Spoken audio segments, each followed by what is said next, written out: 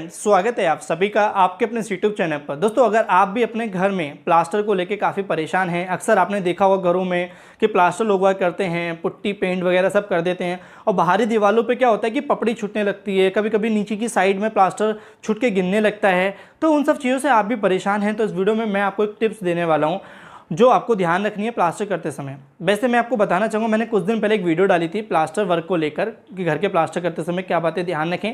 तो मैंने उसमें एक चीज़ बोला था, एक पॉइंट बोला था, वो इस वीडियो में क्लियर करने वाला हूँ क्योंकि कुछ लोगों को उसमें कहीं ना कहीं कुछ डाउट थे।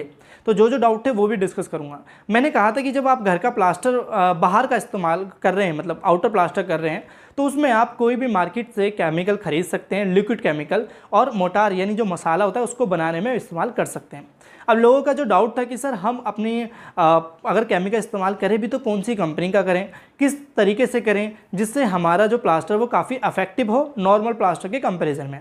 देखिए, यहाँ पे मैं एक चीज़ बोलना चाहूँगा कि मार्केट में जो केमिकल मिलते हैं वो आप अलग अलग तरीके के ले सकते हैं। जैसे कि अगर मैं यहाँ पे बात करूँ तो यहाँ पे एशियन का इस्तेमाल हो रहा है। आप चाहें तो अल्ट्राटेक का ले सकते हैं, चाहें तो आप डॉक्टर फिक्सिट का ले सकते हैं या फिर बर्जर का ले सकते हैं। बट लेना लिक्विड केमिकल ही है और जो हमारा वाटर रिपेलेंट होता है और कह सकते हैं कि उसमें वाटर प्रूफिंग की क्वालिटी रहती है। तो अब यहाँ पे होता क्या है कि कुछ लोग तो इसको बेफजूल समझते हैं कि भाई इसका कोई फ़ायदा नहीं है। तो देखिए, ऐसा कुछ नहीं है कि फ़ायदा नहीं है, फ़ायदा होता है। अब इसको मिक्स कैसे करना है और इसका क्या फ़ायदा होगा वो भी मैं आपको बता देता हूँ।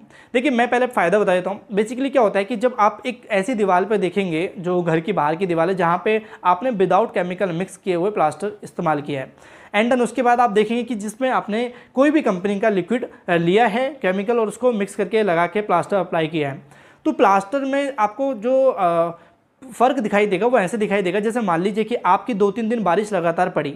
अब 2-3 दिन में क्या होता है ना कि आपकी जो बाहर की जो प्लास्टर की मोटाई होती है वो मुश्किल से 15 से 18 mm होती है, यानी कि मान लीजिए 1.25 इंची मान लीजिए कि इतनी होती है, आधे इंची से थोड़ी ज़्यादा होती है। अब बारिश कंटिन्यू होने के बाद क्या होता है, जो नॉर्मली प्लास्टिक की परत है वो कहीं ना कहीं पानी लगातार होने के साथ साथ वो अंदर भी जाने लगता है, पेनिट्रेट होने लगता है। बट लेकिन जो एक प्लास्टर में आपने केमिकल इस्तेमाल किया है वो कहीं ना कहीं जो आपकी इनिशियली जो टाइम पे बारिश की बूंदें पड़ रही हैं वो काफ़ी हद तक उसको रोकेगा अंदर जाने के लिए। दोनों के कंपैरिजन में बता रहा हूँ। बट यहाँ पे थोड़ा सा आपको कॉस्ट लगने वाली है, पर इतनी कॉस्ट नहीं लगती है, बहुत सस्ता केमिकल होता है तो आप इस्तेमाल कर सकते हैं। ये बेनिफिट होता है। और कहीं ना कहीं आपके अगर प्लास्टर में अंदर ईंटें पानी पी लेती हैं तो फिर वो हमेशा नमी छोड़ती हैं पीछे बाहर को, और फिर उसकी वजह से क्या होता है कि हमारी कोई पुट्टी है या पेंट है वो भी छूटने लगता है। एक रीज़न ये भी बहुत बड़ा हो जाता है।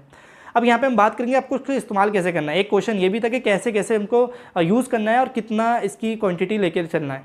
देखिए, लोग बार गलती क्या करते हैं, लोग बार गलती ये करते हैं कि जो मसाला उन्होंने बनाया है, मसाला बना लिया, उसके बाद वो ऊपर से डालते हैं और फावड़े से उसको उसमें मिक्स करते हैं। बट ऐसा नहीं है। आपको करना क्या, जैसे मान लीजिए कि आपने 1 बैग का मसाला बनाया, यानी कि आपने 1:4 का रेशो लेके चले। उसमें क्या हुआ, जो पानी आप बाल्टी में लेके उसको मिलाने वाले हैं उसी पानी में, उस पानी में आप 200 ml लिक्विड डाल लीजिए और उसको अच्छे से मिक्स कर लीजिए।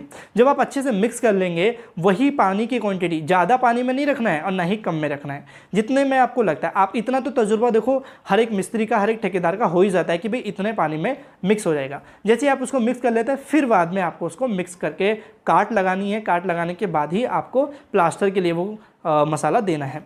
तो इस तरीके से लगाना है। ऐसा नहीं करना है कि आपने केमिकल लिया और मसाले में यूं ही डाल दिया या रेत में डाल दिया, नहीं, ये बिल्कुल आपका वेस्टेज हो जाएगा। सही तरीका पता होना बहुत ज़्यादा ज़रूरी है। तो आप इस तरीके से बाहर के प्लास्टर में कोई भी कंपनी का केमिकल ले सकते हैं। बट यहाँ पे मैं अपनी तरफ से एक रिकमेंड कर रहा हूँ, ऐसा कुछ नहीं है कि मैं स्पॉन्सरशिप कर रहा हूँ इसकी, ये कुछ मैं यहाँ पे रिकमेंड करूँगा कि आप एक तो डॉक्टर फिक्सिट का ले सकते हैं, अल्ट्राटेक का ले सकते हैं, WP+200 एंड एशियन का भी ले सकते हैं, जैसे कि हमें यूज़ हो ही रहा है। तो वीडियो लाइक कर देना, चैनल को सब्सक्राइब कर लेना।